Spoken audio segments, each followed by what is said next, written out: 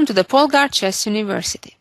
In this lesson, I would like to share with you one of my favorite games that I played against an international master from the then Czechoslovakia. Here is how the game started. d4, knight f6, knight f3, and g6. This is a typical move that black would play if they intend to play either the King's Indian defense or the Grunfeld. White most often here would play c4, but I chose in this game to play g3, which is a very solid way to meet black's aggressive plans with either of those mentioned openings. Bishop g7, bishop g2, castle, castle. And here, black's two main alternatives would be to play either d5, which most players who like to play the Grunfeld would play, or to advance the pawn just by one square to d6, which is the King's Indian type of setup. My opponent chose to play c5 to immediately initiate action in the middle of the board. The idea is that if I would capture the pawn, black could regain the pawn real quick, for example by playing knight a6, which prevents me from protecting my pawn with b4, attacks the pawn, and after bishop e3, black would attack the pawn again with the queen, and then I no longer could well defend the pawn because after queen d4, black would be actually winning with a discovery, knight e8, and then bishop captures b2. Considering that I cannot really hang on to the pawn beyond a few moves, it doesn't even make sense to capture it. I played c4, and now the game transposes to an English type of opening. My opponent played knight c6, and I developed my knight with knight c3. If instead I would trade on c6, black would recapture with the b pawn, and that would only help black to strengthen their control of the center. It's important to point out that it would be a blunder for white to play b3 prematurely with the idea to fianchetto the dark squared bishop as well, because now white is too undeveloped on the queen side, and black would be able to trade knights, lure the white queen out onto the same diagonal with the white rook, and now just make a knight jump, for example to e8, creating a skewer and winning the rook in the corner.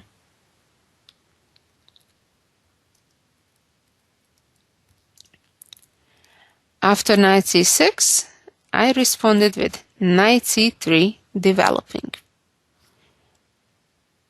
Now black had to trade on d4, otherwise it's quite difficult to develop the bishop from c8. And queen recaptured.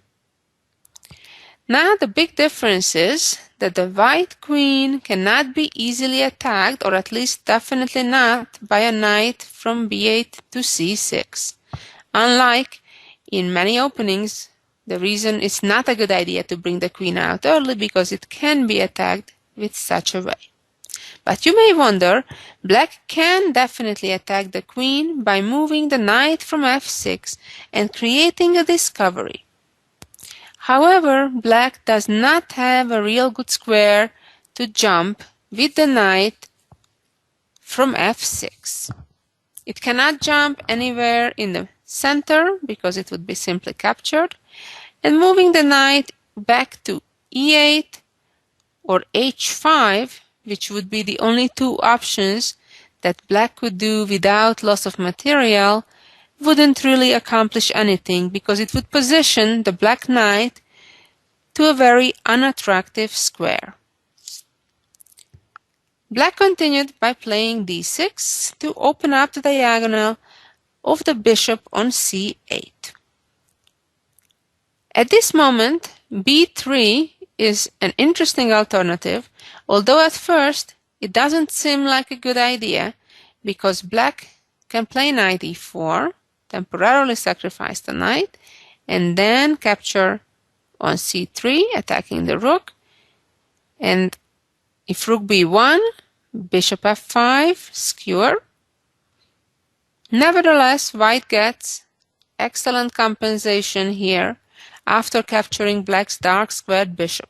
Now the bishop on b1 can get easily in trouble unless it retreats quickly to f5, but that, on the other hand, would give white the time to play bishop h6, threatening with checkmate, and then by the time black defends against that, capture the rook on f8 and the pawn on b7.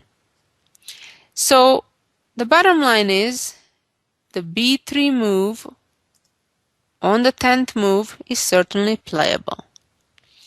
On the other hand, it's considered better, the move I chose, to move the queen out of the discovery and simply play queen d3.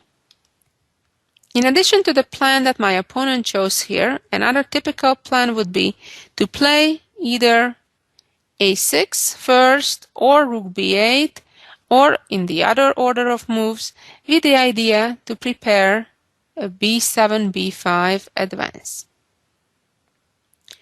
My opponent's choice was instead to play knight d7, to relocate the knight to c5 or in some cases to e5 to attack the white queen.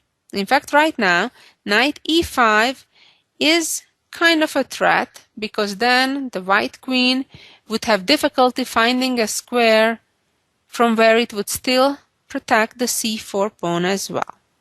And that explains my next move. I played b3, protecting that c4 pawn, so in case the black knight indeed ends up on e5, my queen will be more flexible to retreat to d2, for example, and the c4 pawn still being safe. The black knight moved to c5, going after my queen. So now my queen only needs to worry about making sure I'm not losing my knight on c3. Queen d2. Rather to d2 than c2 to avoid any kind of attacks with bishop f5. Came rook b8, which moves the black rook out of the pin on the long diagonal. Right now, b4 would be premature because black would be able to move knight to a4 using the pin along the long diagonal of dark squares. Most often, whenever you play b3, as soon as you can, you want to follow up by putting a bishop on b2. And that's what I did. And here my opponent played a6. Before we follow up with the game, let's see what would have happened if my opponent plays queen a5 instead. Here I planned to play rook a to d1, and now black would fall into a famous trap by playing rook d8. Now black would suffer because the queen on a5 is on an unprotected square. I could play knight d5, creating a threat to black's queen as well as to black's pawn. And after queen d2, white has an intermediate check, winning a pawn, then trading the bishops as well, and simply recapturing, remaining a pawn up. Let's go back again to the game. After bishop b2, the game continued by black playing a6, preparing the b7, b5 counterplay. Of course, I cannot prevent that by playing a2 to a4 because the b3 pawn would be hanging. So I better follow up with my own plans. I centralize my knight on d5, offering the exchange of bishops. Black doesn't have much of a choice, but go ahead with it. And queen captured back. White's position is certainly extremely comfortable, having some space advantage, having a beautiful knight on d5, a great positioned bishop on g2.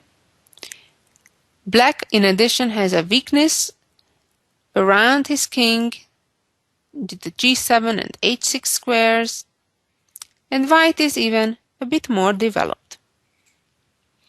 Black played b5, ready for some counterplay, right now threatening the pawn on c4.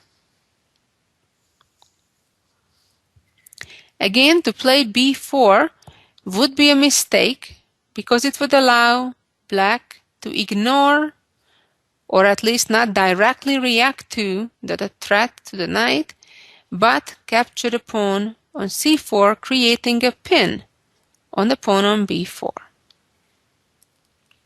Again, let's return.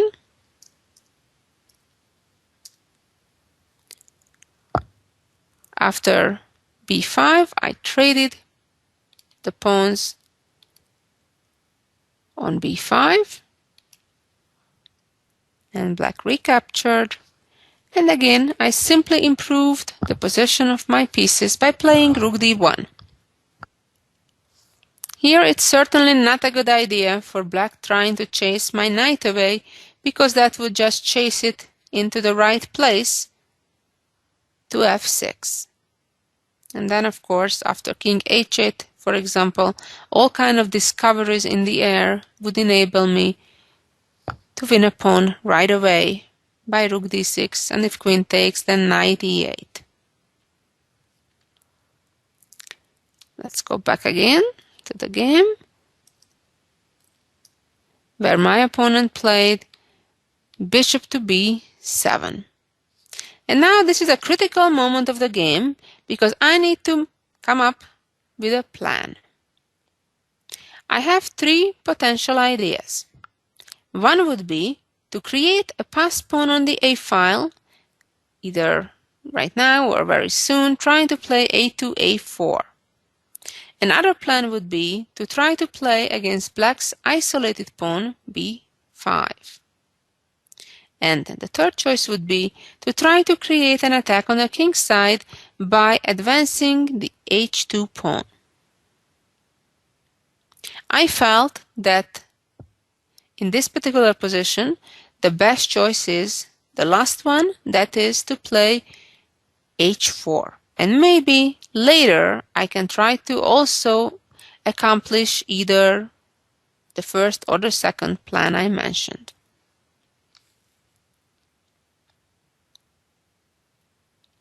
Black needs to do something, because if black does nothing, my plan is to simply advance the pawn further up and create a checkmate threat. Black immediately took my knight, and now I captured back with the rook. I felt that having the rook there can be more useful than having my bishop there. Here, the best choice for black would be to play b4, although white maintains some advantage even after that, continuing with h5. My opponent chose a passive move, retreating the knight, although it has some logic behind it certainly, trying to move the knight to f6 to cover up the power of my queen along those dark squares on the long diagonal. And here is the tactic I discovered. I played h5, allowing knight f6, which in this case seems to be like a fork, attacking the white rook as well as my pawn a second time on h5. But here is a very important move, which of course I had to foresee before I allowed knight f6, h6, saving both the rook and the pawn. Naturally, the knight cannot take the rook because of the immediate checkmate. My opponent responded with rook b6, and still the rook is not under attack, so I simply moved rook a to d1.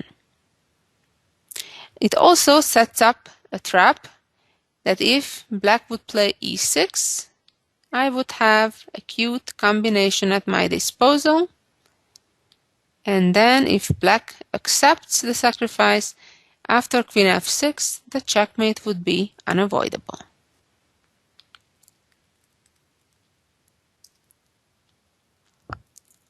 The game continued with queen c7, black moving out of the pin on the d file, but now rook c1, taking control of that open file with a tempo, and black made another inaccuracy by blocking the threat. A bit better was moving the queen out to d7. And now I traded rooks. It's always nice when a discovery is allowed, like right now. I can move my rook to almost any square without being punished because it at the same time would be a discovery, like we shall see after the game move, rook f5. As we know, normally a move like this could be captured, but not here because the black queen is under attack. Again, it's a move with full of tactical ideas. If, for example, queen b6, then rook f6 wins for white. Or if black blocks the attack by playing d5, then rook d5 simply wins the pawn. Black found the only defense by playing queen e8. The idea now is that if rook takes knight, pawn takes, queen takes, then queen e5. Of course, I'm not forced at all to sacrifice the rook right away. I played rook to f4 simply. Now black is almost in a zugzwang situation. The best choice black had was to play queen c8 actually, to put the queen on the open file, and now if rook takes knight, pawn takes, queen takes, luckily for black, queen c1 saved the day, and then capturing the pawn on h6. My opponent chose the inferior and more passive queen d8, which tries to directly protect the f6 knight. And now the time arrived to create another threat for black, namely a pass pawn on the a file. a4. Black responded with e5. And I simply moved my rook away to b4. Queen a5, a trick. I remember I spent quite a bit of time in this position. I was trying to evaluate the scenarios after rook takes pawn, but at the end of the day, I did not like the idea to allow the check with queen e1. Now if king h2, knight g4, or bishop f1 and knight e4, e3, knight d2, and all of a sudden it is black who is winning. I found the best defensive move here, queen d2. It's true that now the rook on b4 is in a pin, but black has no good way of taking advantage of it. At the moment, I'm threatening to capture the pawn on b5 with my pawn as well as the d6 pawn. Here, the very best option for black was to play knight g4 with some counter chances. Instead, my opponent traded on b4. I recaptured. And here he pushed the pawn to d5. If black would protect the pawn with the rook, then my plan was to play queen g5. If queen takes rook, then queen takes knight, and black is losing. Or if the knight retreats, then I simply activate my rook to the 7th rank, planning queen e7 next with a winning attack. After pawn takes pawn, the game proceeded with black playing d5. And again, the queen arrives on g5, sacrificing the rook, because if queen takes rook, queen takes knight, the checkmate is unavoidable. Black moved the knight, knight e8. And now I have two good moves. One of them is rook b8 right away. The other one is the move I chose with queen e7. Protecting the rook simply, and black can hardly move. After queen c7 right now, my plan was to play rook b7. And my hope is in the a pawn. My opponent responded by playing e4. And now I attacked the knight a second time by playing rook b8. Sacrificing the pawn on a4, but I'm going for the king. Queen e5, threatening rook takes knight, and then checkmate, provoking f6, which is weakening the 7th rank, queen e6 check, king h8, and after queen e7, my opponent resigned, as rook takes knight pretty much is unavoidable, and then the checkmate with queen g7. And now let's see the jewel of the week. Here we go. In this position, black is a knight ahead. However, we can see that the black king is in a very awkward position all the way out there on h5. However, it's not so obvious how white can take advantage of it. I can promise you it will give you great satisfaction to find a solution to this puzzle. It's really beautiful. I suggest you certainly give it a try to figure it out on your own. Even if you don't, you'll have fun listening to the correct solution. One of the challenges that white needs to overcome is that the pawn on g3 is pinned.